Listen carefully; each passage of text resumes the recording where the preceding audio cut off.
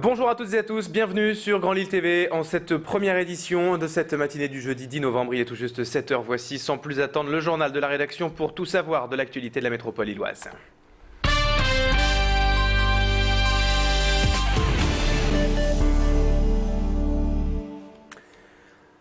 Et on reparle de l'affaire Carlton pour commencer ce journal puisque la Cour de cassation de Paris a rejeté hier la demande des parquets régionaux de dépayser l'affaire. Les parquets de Douai et de Lille avaient en effet demandé à ce que soient dessaisis du dossier les deux juges d'instruction lillois pour éviter toute partialité et tout conflit d'intérêts. L'affaire de proxénétisme organisé reste donc entre les mains de la justice lilloise et il y a fort à parier que ce sera désormais le cas jusqu'à la fin de l'instruction. Et puis toujours à propos de cette affaire, le directeur de l'hôtel Carlton a été relâché hier après plus d'un mois de détention provisoire. Francis Henrion a été entendu pendant 7 heures par les juges mardi avant donc d'être laissé libre mais sous contrôle judiciaire. Cette libération est la première dans ce dossier. 4 autres personnes mises en examen sont encore en prison aujourd'hui. Mais selon certaines informations, le propriétaire du palace lillois, Hervé François, devrait également être prochainement libéré. À propos de ce dossier, les avocats des mises en cause ont été nombreux à réagir hier. Écoutez notamment l'avocat de Francis Henrion, Franck Berton, au micro de notre reporter. Mon client a été entendu hier pendant 7h30 dans cette affaire. J'avais fait la demande il y a près de 15 jours. Les juges continuent à travailler la preuve. On a été entendu hier. Nous, on a à l'issue de l'interrogatoire d'hier présenté une demande de mise en liberté. Je pense que cet interrogatoire était le préalable à sa mise en liberté, puisque, encore une fois, il s'est expliqué, il n'y a plus de raison qu'il soit à ce jour détenu.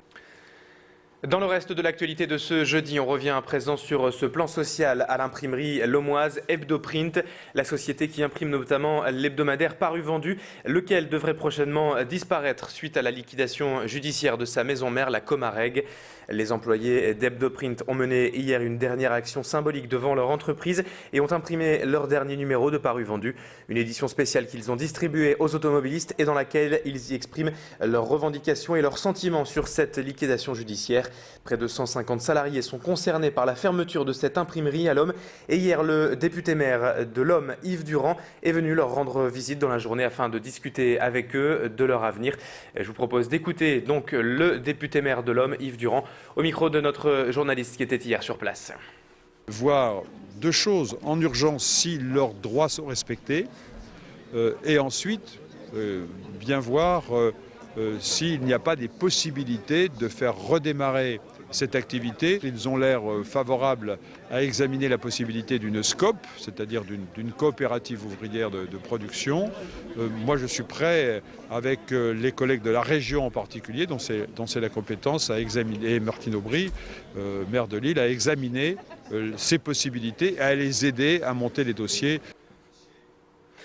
Le rapport catholique vient de sortir son rapport statistique annuel de la pauvreté en France et dans la région. Et comme on pouvait s'en douter, les chiffres ne sont pas bons pour le Nord-Pas-de-Calais. Ce sont désormais les jeunes de 18 à 25 ans qui sont les plus touchés par la précarité. Selon le Secours catholique, le taux de demandeurs d'emploi des 15-25 ans dans la région est de 12,8% contre seulement 9,1% sur le plan national.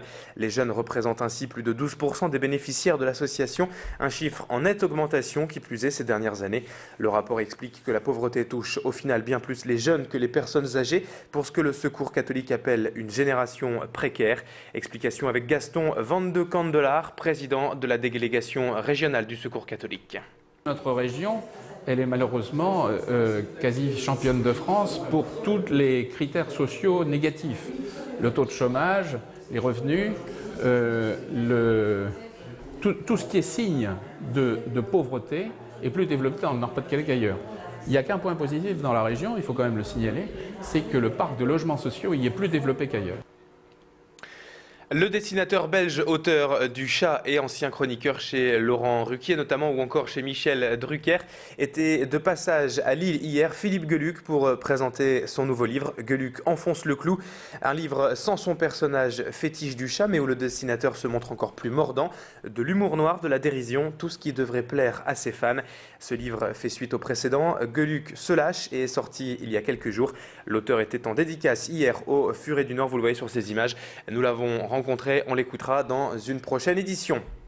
Car pour l'instant, on termine tout d'abord ce journal avec une nouvelle tradition de novembre, le lancement des bières de Noël. Une tradition bien marketing, je vous l'accorde, mais qui permet tout de même de découvrir avec modération, toutefois, de nouvelles saveurs et des bières plus fortes, plus robustes et souvent plus épicées. Créées à l'origine pour récompenser les fidèles clients des brasseries, les bières de Noël sont devenues un rendez-vous incontournable pour les brasseurs qui en ont donc fait un rendez-vous marketing et temporaire en cette fin d'année. Hier, une grande soirée de lancement avait lieu à la Halle au Sucre avec plusieurs brasseries régionales présentes. Jeanlin, Castelin et bien d'autres étaient là pour présenter leur bière de Noël. Pierre Beauvillain ne s'est pas fait prier pour assister à cette soirée. Écoutez ces propos recueillis par notre reporter Annick Castelin qui brasse notamment la bière Ch'ti. C'est une période conviviale, festive et la bière de Noël correspond complètement à ça. Les brasseries en général ont chacune leur particularité pour leur bière. Il y a une grande diversité de bières de Noël, il n'y a pas un seul type de bière de Noël. Certaines mettent des épices, d'autres pas. À la brasserie Castelin, on a pris le parti de faire toujours une bière sans épices, mais une bière un peu plus aromatisée avec les matières premières différentes qui composent cette bière, notamment des houblons aromatiques. Et cette année, la bière de Noël est très douce avec du malt de froment et on a une bière très équilibrée. 7h06 sur Grand Lys TV, le direct se poursuit dans un instant avec la météo et l'infotrafic. Bon réveil, bonne matinée à toutes et à tous.